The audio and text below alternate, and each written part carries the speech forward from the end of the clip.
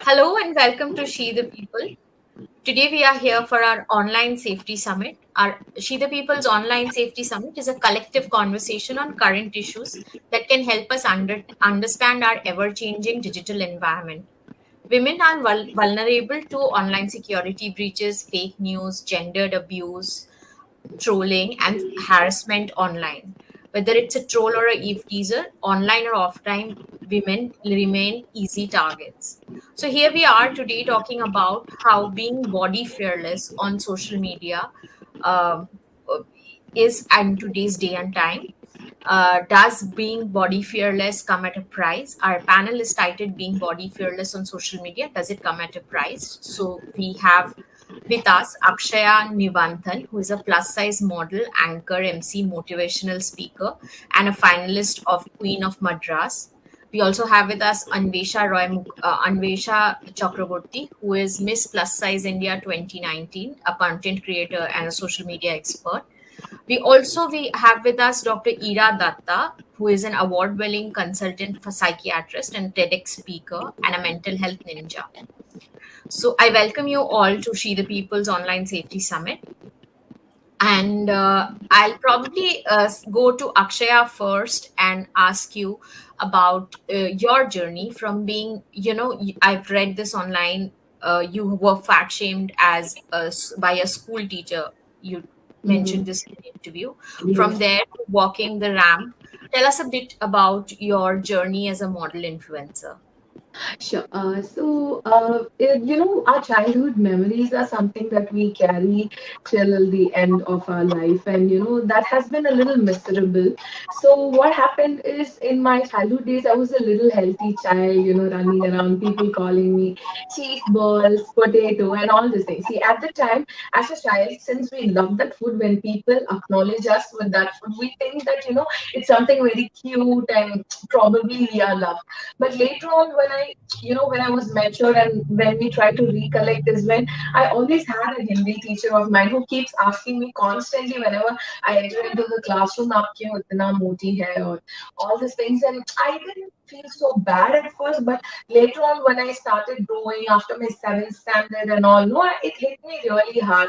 For a second, I thought that, so generally we are defined by our parents or the society saying that a woman needs to be beautiful or she needs to be smart, or they are going to kick them into the marriage and they're going to put us into a particular phase of life, which I don't know if everybody is ready for it at a very young age or if they're mentally prepared for it.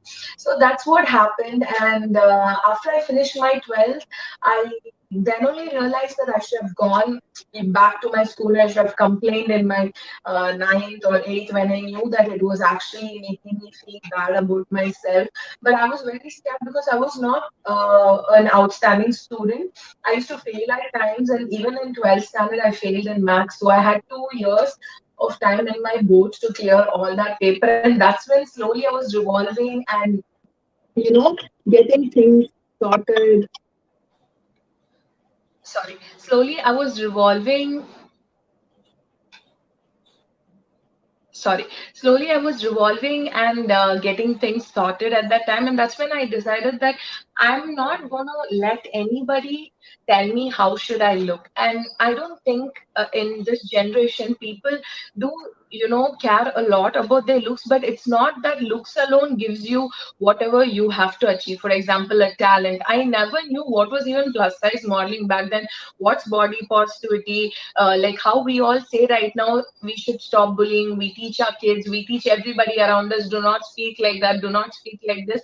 But those days there was no one. My parents didn't tell me that if someone's going to come and call you moti, you have to stop it right there, come inform us, we will tell the teachers or whoever is going to put you. They never taught me to love myself. Whereas even a couple of days before, my mom's like, why don't you dress a certain way so you look a little lean? That kind of hit me really hard. And that's when I used to see a lot of Instagram models. That's when Instagram was booming in 2012 or sometime.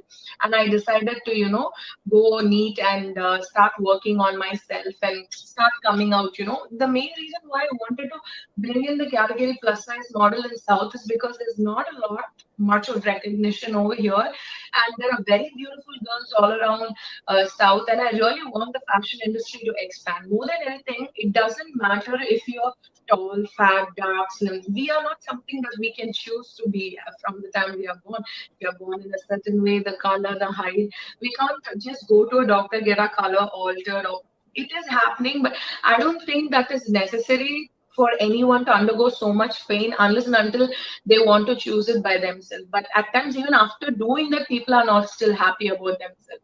So that plays a huge role. And slowly I started taking up. I'm still struggling and striving a lot in South to come up. Whereas the opportunities for me when I go to Mumbai or Delhi or on the higher side as a plus size model, the acceptance is more. People, when I wear a short, they don't look at me like this. They just look at me as a normal person. Whereas if I wear something out here, people are still not able to accept it. And I'm struggling, and I'm also bringing in a lot of people to come forward and talk about this and make sure, that, we give a very safe space for us to be ourselves and love our body. Right. So, I'll just quickly get Anvesha's comments here as to how influencing happened for you. When did you consciously decide that this is the area where you're going to work, use social media and work? I think you're on mute. Yeah, am I audible now? Yes. Yes. So, very honestly, when I won Miss Plus Size India, I had I wouldn't say I had very different expectations, because I already knew that this will never be considered as, winning a beauty pageant as big as Miss India. It will never have that kind of an effect, to be very honest. I knew that deep down under, and probably that is the reason why it helped me to become better on myself and my part when it comes to influencing the society regarding body positivity and regarding body image issues, because I knew that Miss Plus Size India is never equal to Miss India. It can never be, because that's not how people think. Probably when I won the crown, because everything that I did over there in the beauty pageant, any contestant from Femina Miss India does the same. We had the same regime, we had the same routine. We had to practice walking the ramp in like 6-inch high heels for more than 48 hours before the show in a day. It was the same. There was no difference. All three of us, we won crowns, we got modeling everything was the same. The only fact that was different in the whole pageant was the plus, the plus size tag. So that is why probably I did not over expect. After I won the crown, I came back, and I started getting very stupid and silly offers. I mean, I have nothing against boudoir or nudity or nude art. I have nothing against it, but there is this compulsion when it comes to women who are plus size, or women who are chubby, or women who are who have fuller bodies. There is this compulsion that this industry creates, that such women are good to see on camera without clothes. I don't know why. I'm sure even Akshay has faced this. I mean, she must also get a lot of you know um, proposals regarding nude shoots and boudoir shoots and stuff, but I somehow don't get the fact, why do people think that women who have fuller bodies will always have to be without clothes on camera? I mean, it's stupid. It's stupid, because it doesn't make sense. Okay, in Right. our normal lives, I'm not, I have nothing against nudity or nude art or boudoir. I honestly speaking, I love the concepts that are put out, women appreciating their naked bodies, appreciating their body structure, their curves, everything I appreciate with all my heart. I honor it. But the problem is that women who are fuller in body size are always forced into this particular box, that if they are modeling, or if we are putting them out on social media or any magazine or anywhere, it is better that these women pose nude. My appreciating my body doesn't always mean I have to stand naked in front of a camera. Appreciating my So I body can also mean I am wearing clothes. Of course. So this is I think the right opportunity to go over Dr. Ira and ask her a question here. When we talk about public lives, like both of you have as influencer, the stress that is caused on an individual because of these existence, we cannot overlook it in today's time. Would you like to share Absolutely. your experience there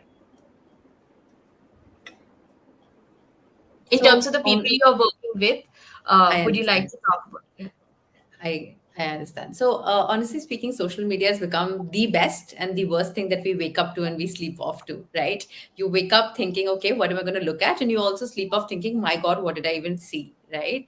And the comparison is very innate for all of us, unfortunately. I don't know a living soul who would say that they do not at times feel jealous when they look at social media.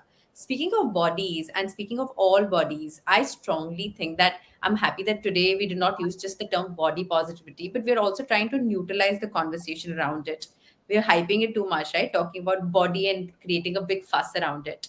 I think as human beings, we were born to compare and judge. Now, unfortunately, that's the basic fabric of all our beings and will continue to be. We cannot change it. So, when people tell me that I don't want to be judged, I tell them very politely that human beings started judging to basically protect themselves. Because somebody who was not from your tribe and looked different than you was the judgment. What has unfortunately happened over the years is that the judgment has become very unkind. Anybody who doesn't fit into a stereotypical box of XYZ, whether it's their sexuality, whether it's their body, is considered wrong. Now the right and wrong concept is the one that we are all fighting, and I think that's what we need to get around. That judgment is going to happen on social media, in real life. It's just that earlier we had real life judgment, so only 10 people or 100 people could judge you. Now multiply that by 100,000. So judgment is always going to prevail. And I think anybody who's putting themselves out on social media, both of the influencers would agree, are aware of this. Does it hurt? Of course. A mean remark gets all of us stirred up. But having said that, I think judgment is always going to be there. We need to be kinder to ourselves and kinder to other who also face the same thing. That's my philosophy around mental health, and that's how I tell people to embrace, essentially the stigma or the judgment around body, about the comments around the body. Yeah, so here I would quickly ask you in terms of the people, the younger people you're meeting. Is there a social media related anxiety that you constantly see? Is it on the rise during your in your experience? Um, what are the things? Absolutely. Yeah, absolutely. I mean, that it goes without saying. So there was this interesting paper, a study that I did, which got published, which was on selfie addiction, and we primarily targeted young population for that, and we correlated it to two aspects. One was narcissism, and the other was body image dissatisfaction. So, how much do taking selfies relate to your body image satisfaction? Because a lot of people indulge in too much, also because they're dissatisfied. Correct. So social media anxiety is in all shapes and sizes. That matter, some people have social anxiety because of social media. Because even though it's the word social, which is common, but they can't face people in real life, despite being so socially active on social media. There is a lot of social media envy. Why is that person having so much followers? It can start showing in the forms of stress. It can start showing in the form of not being able to sleep at night. It can start impacting your day-to-day life. You can even have like a panic attack if a post that you put your heart and soul and blood in didn't do very well. A mean remark and trolling is one of the most common precipitating factors that I see in the young audience, is why when they come for a consult. So when in therapy we get around discussing, they tell us that that troll or that mean remark got me thinking that, oh my God, all that I've built up to, all that I've worked for, all those words that people around me used to say are being said in social media as well. And social media is not a safe space anymore for them. And I think so many of us take break from social media because of that, right? Absolutely. So, to take this conversation a little deeper, I'll go back to Akshaya, and I would like to ask you, in your experience, would you like to share with us an experience with particularly an online experience of probably trolling or some kind of comment which actually shaped you up? Yes, I would really like to share that. So in 2019, actually, I had this huge decision where I had to donate my hair for cancer patients, and I tonsured my hair. And I was very happy because it kind of made me feel as if I was born again, and a lot of things was happening to me. And I was very happy to do a lot of photo shoot, and TikTok was back there. So I used to do this is beautiful, and women should not worry about their hair or appearance, and it's okay to undergo. And I was also a part of this cancer awareness group that I was talking. But when I used to post all those pictures or videos on TikTok or Instagram, at times I get this weird DMs, like the bald head fetish people DM. Have you ever come across something like that? It was that. And then I used to hate when people call me thaki, then and few more terms that they used to, shame me that I went bald. But then first time when I was about to read it, I was always the positive person. When I think about donating, I felt so good, and I was feeling very happy that I was able to, overcome a lot of things at home and come forward. But when people send me this weird messages or comments saying, "Aap itna moti or takli hai, you look like a round potato," and all these things, for a second, it just shook me a little. I did it for a cause, and I am happy for doing it. But why are you terming me? So what if a woman is bald? So what Absolutely. if women is fat and bald? How does that make sense? And why are people, when we are trying to portray in for some cause, and still come forward and try to spread a word, whereas seeing me, a lot of people came forward and donated their hair, and which actually made me feel very happy about it. So my question is, why are still people doing that? And that kind of hit me a little, because I was this person, I thought I'm going to get a lot of people come forward, start talking about this awareness. And I did a photo shoot, and that's the photo shoot that went viral, and that made me feel so happy that women in Arab country did tonsure under their burqa. And that's when I understood, okay, this is something that I need to look only on the positive side and not on the negative side. We also have these terms where we upload a dancing video with a friend of mine who's on a leaner side. They keep saying watermelon shakes, elephant dancing so big.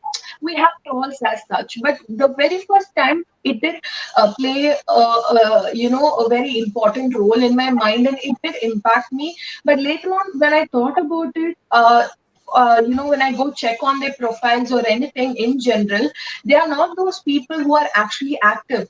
Their face is also not visible, whereas we are putting our entire life out there and being real and trying to talk to people and make sure they feel good. And this is cancer. This is something that's very important, and I did it because I wanted people to feel happy. That see, I'm also there to make you feel good, and it's not your hair that's going to play a major role when it comes to your look and all these things. So that's when I told myself, see, people who are not actually happy with themselves keep pricking others.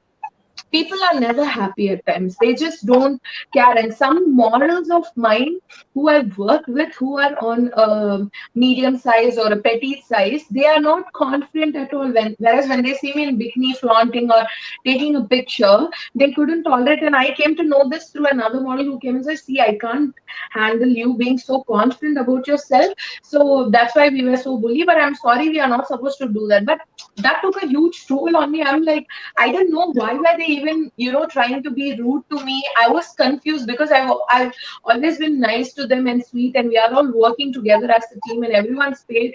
So those small things did take a toll on me. But at the end of the day, once when we sit down and patiently think about why is it happening and how can we overcome this and take a step forward, that's when I understood that if I would have put all these things in my head, I wouldn't have taken an initiative to come out first. So, though these things have this anxiety and everything in me at times, I just take my time down. I talk to my therapist or I talk to my friends. I tell them how I feel. I just take an off for some time. I, try to work on it to make me feel better, because people, as doctor said, people are going to judge you any which ways if you're on social media. We can't say anybody, don't judge, don't comment, don't give your opinion. It's about our choice to take it deep inside us, or give them the limelight for them to speak about this, or just kind of control all, delete, like block everywhere. Right now, as of now, I've been blocking a lot of people who keep body shaming me, or who keep sending me some still now after 3 years also I keep getting messages about, So ma'am, please send I'll me. ask you to hold on to that. I mean, that's Sure, the later part when we come back and sure, discuss this. I actually quickly want to go to Anvesha and sure. ask about her experience, and would like Dr. Datta to talk about this. I mean, the reasons and how we can Sure, we'll deal with. get into the why. Absolutely, absolutely. So, So, Anvesha, do you have a similar kind of experience that you'd like to share with us? I think when I was in class, not class, I think I was in first year or second year of college. And, there's this thing that happens when you go to college, you start participating in fashion shows and all of that. It's college fest. It's a new arena that, you get to experience as a young adult. So I had, participated in one college fest, and we had done a fashion show. And from there, I got to know a few photographers who were also, classmates probably, or from some other college and all, friends of friends and stuff. So, few of them, they asked me to, go out with them and shoot, because they also wanted, somebody who's a muse or a model for them. So I did it. And then I posted the pictures online, and the comments were horrible, to be very honest. I would say the pictures were also very good. I mean, depending on that time and that era, if I'm looking at something today, it's not up to the mark, I'm sure. Probably it's not aesthetic, or it doesn't have that good quality in it, whatever. But the comments, related to my own personal body was horrible. And then after a few months' time, when I didn't stop posting, I mean, those comments, they did not stop me from posting the pictures. My account got hacked. My Facebook account was hacked, and I had to go to cybercrime. I had to file a complaint. There was huge ruckus, and I was what? I was only 19 years old, and then I was getting threats that people will morph my pictures, and then they will do something else with it. There was this page opened where they used to troll who were women who were a bit on the heavier side of life, who were chubby, who were not in the 36, 24, 36 boxed figure. They used to make memes out of our pictures, and then these guys, they even hacked my profile. So it was a huge mental toll, on a girl who's just in a second year college. I mean, I didn't even know how to tell it to my own father at that point of time, because it was scary. All this happening was very scary, because social media is something where you have everything is out. So Absolutely. it was a So, very devastating experience for me in life. So here I would like to come to you, Dr. Datta, and speak to you about this. That at one level, when you become influencers, when you're living such public lives, there's so much love, also love and appreciation that they're getting. Absolutely. And the other side is that you're getting this entire, like Akshaya told us, this faceless, nameless a bunch of people who are constantly pointing fingers at you. How do you, in your, I mean, what's your suggestion? What's your how would you talk to mental health to a person who's facing such a situation? Right. So, first of all, going back to what Akshay said, and it's so true that the anonymity of internet causes people to keep pelting stones, thinking that you're never going to be able to trace them, right? And that gives them some kind of power. I've often had this people asking me that why do people do this? So, in a very simple sentence, I want to say that hurt people hurt people. If somebody's already hurt, they will find random people to hurt for no apparent fault of yours, but they just want to hurt someone. They have so much negativity that they want to spew, and sorry, you came in the way. So, the message that I give to anybody who's battling this is always it's not about you. It really is not about you. Don't personalize it. It's not that this person chose you, got up in the morning and said, okay, I'm going to track down Anvesha's account or Aksha's account. They were looking for a prey and you came in the way. Now, of course, people should be kinder, and that's how a world we imagine, but it isn't. I think it all starts with us talking, accepting, correcting people. So, first start with yourself. That's the part that you can really take care of. Start with a few close people. There will still be some people in your life who do not accept this aspect of you, I'm pretty sure, and they're your loved ones. Get around to them, basically turning over a new leaf first, and then we talk about the masses. That's how we can make even the social media safer, or the world safer, towards body positivity and towards, inclusivity on all levels. I also want to share a very personal experience, if I may. So growing up, I don't want to use any unkind word for myself. I was a certain size, and I went swimming one summer and came back extremely tanned. And the comment that one of the aunts made was that, oh my God, she was already fat and now she's dark. Who is going to marry her? And I was in sixth grade. Nobody was going to marry me in sixth grade, trust me. So it was really deeply scarring in sixth grade to hear that about yourself, because it was almost like somebody pointed out back to back flaws in me. And I still remember that feeling that you live with, now multiply that with the social media power, is just so much. Protect yourself, surround yourself with loving people, kind people, people who get you. And don't let any of these people steal your light. That's what I tell people. It's not about you, it's about them. That's my message to everybody who suffers from any kind of criticism online. Yeah. So, I mean, that's a great thought. So, here I'll like to come to Anvesha once and speak to you about, you do content both in the vernacular Bengali language, and you also actively work for English language. Do you think, do you think there is a difference in the way the content is dealt, accepted, or is there some kind of uh, in Bengali, the trolling or the naming or the shaming, does it change with the language? Does it have anything to do with language, or it is universal? I feel trolling or catcalling and stupid comments are universal, no matter which language you are using to influence, or you're using to create a video or a content, because bullies will always be there. Okay, be it English, be it Bengali, be it Tamil, be it anything. I feel Kannada, anything. Bullies will always be there to bring you down, to kind of show you down. And as Ira said, like she rightly pointed it out, that it's really not our fault. It's just that at that point of time we just came on somebody's feed who we don't even know. So that's Yeah. how it happens, and it has got nothing to do with language. Bullying has nothing to do with language. Even when people do not understand a certain language in a certain video, they do not take their steps back from bullying that person. Like I post both English, Hindi and Bengali content on my social media, on my gram. But I have seen there's this constant urge of one particular person, or two people, or three people, who will comment something illicit, something unrequired in any video or picture of mine. It doesn't matter to them what language it is. If it is a vernacular language to them, they will do it all the more, because they are not understanding what is there. So probably that's the fun they derive out of it. Right. Akshaya, here I would like to come and talk to you about a little about the positive side of Hmm. social media. You used, like you were mentioning earlier in the response also, you used social media and you ran a campaign. So about shaving off your head for cancer patients and all.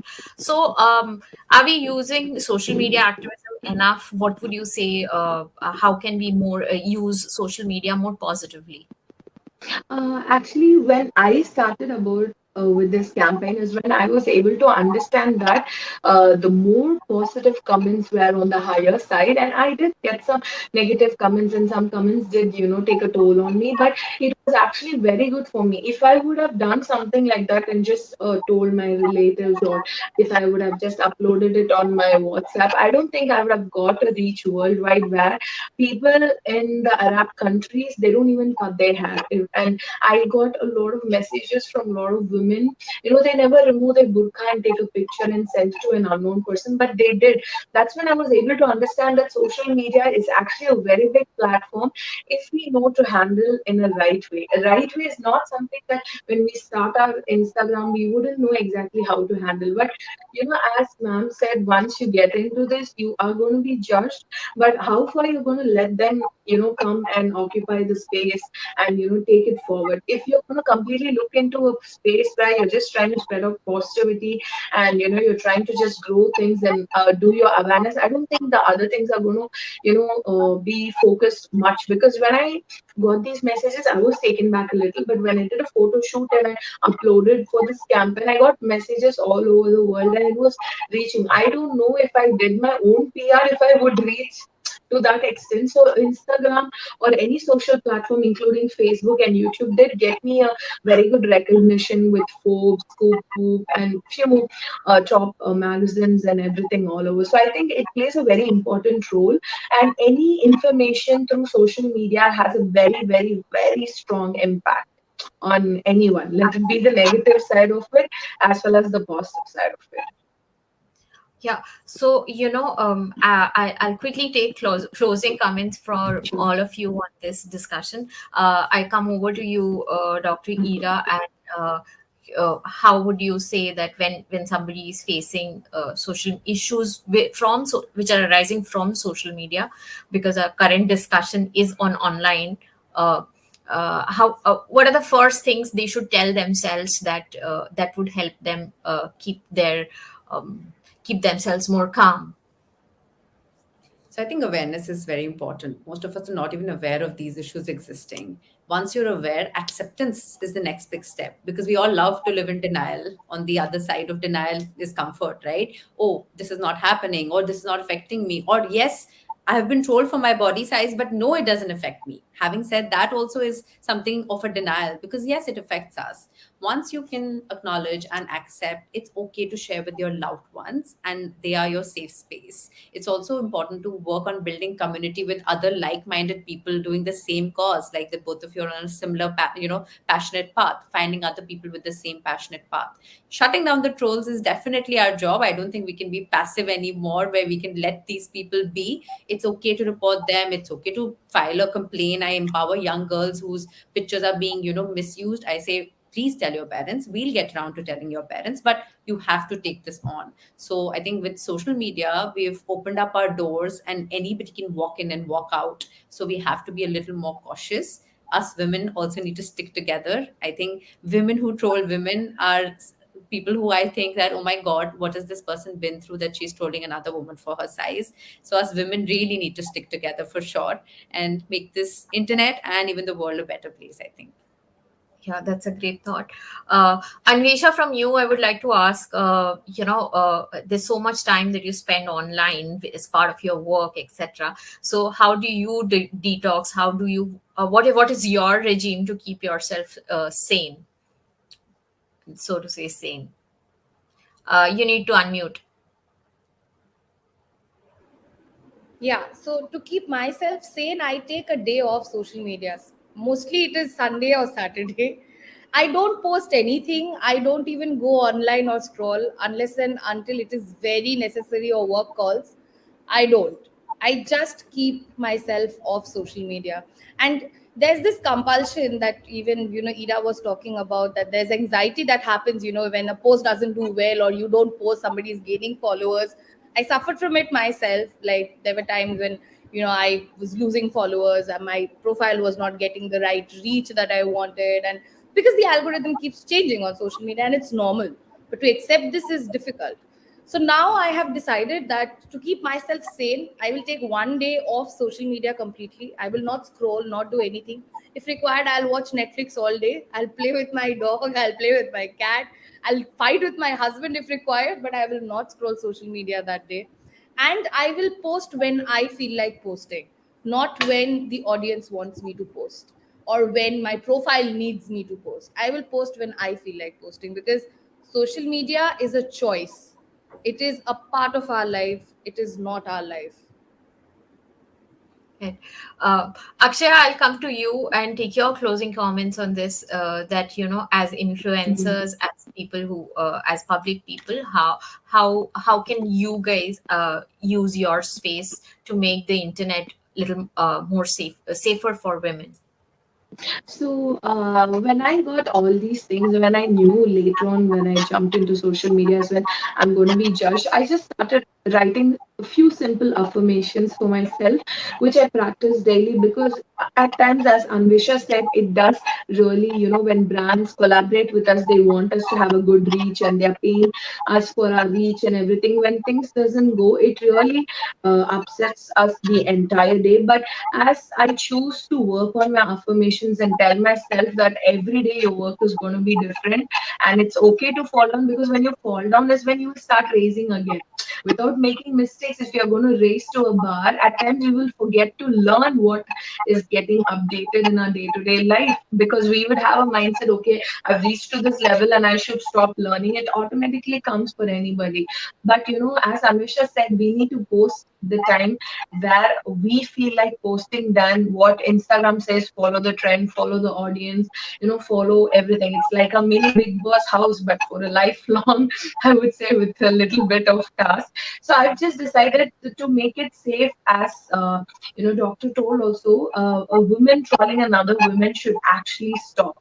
We all should come forward together and help each other.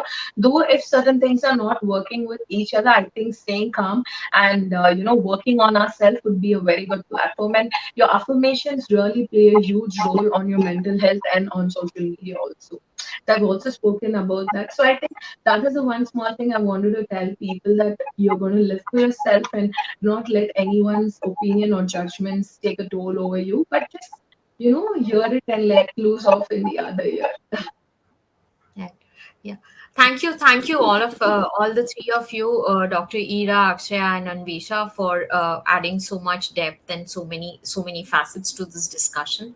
I had a great time chatting with you, and thank you for joining us for this online safety summit. Thank you. Thank you Thank for you having so us. much. Thank you.